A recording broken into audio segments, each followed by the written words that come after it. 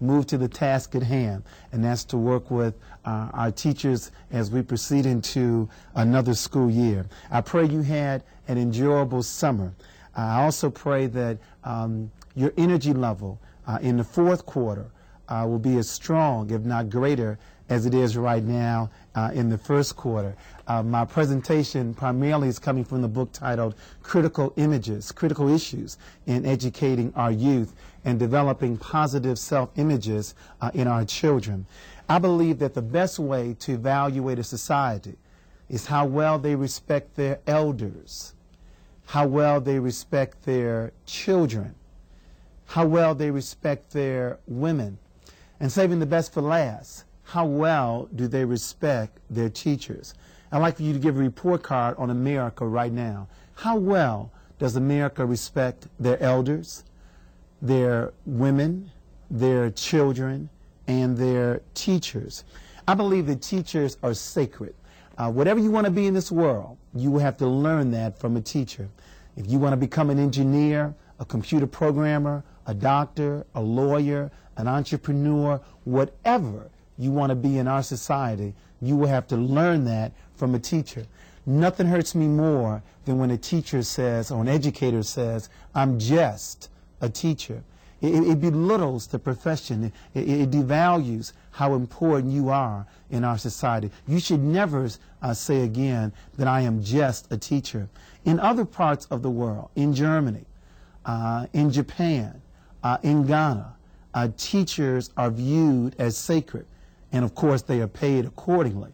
In those countries, teachers are very well respected because they realize whatever you want to be in this world, you have to learn that from an educator. I believe that education is the great equalizer. As we begin this upcoming school year, 93% of all American children come from families where they are not millionaires. They will not secure an inheritance. Their parents do not own businesses. Therefore, you as an educator and in the field of education, education then becomes the great equalizer. It is what you transmit to our children that will make a difference in their lives.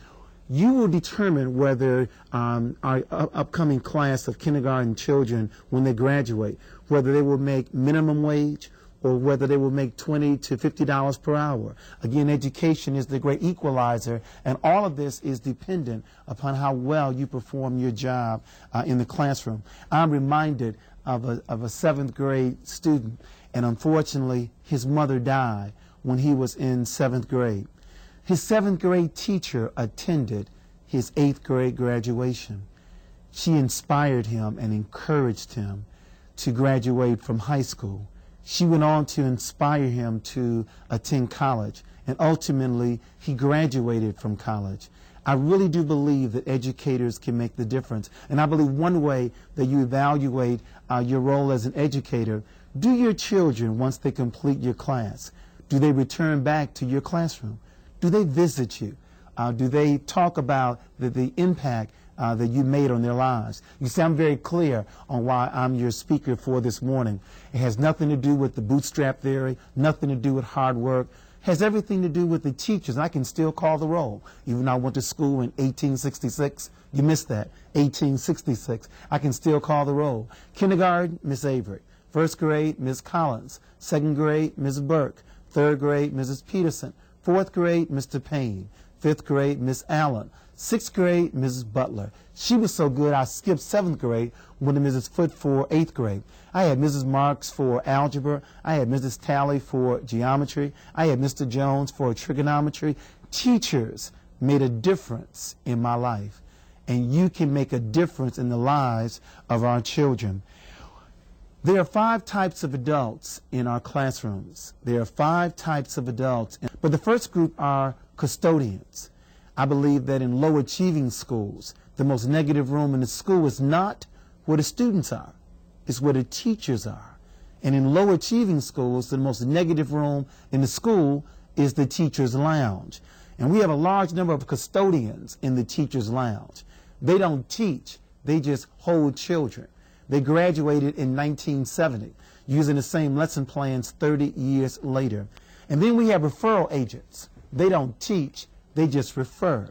I'm very much concerned about the disproportionate percentage of minority children in special education.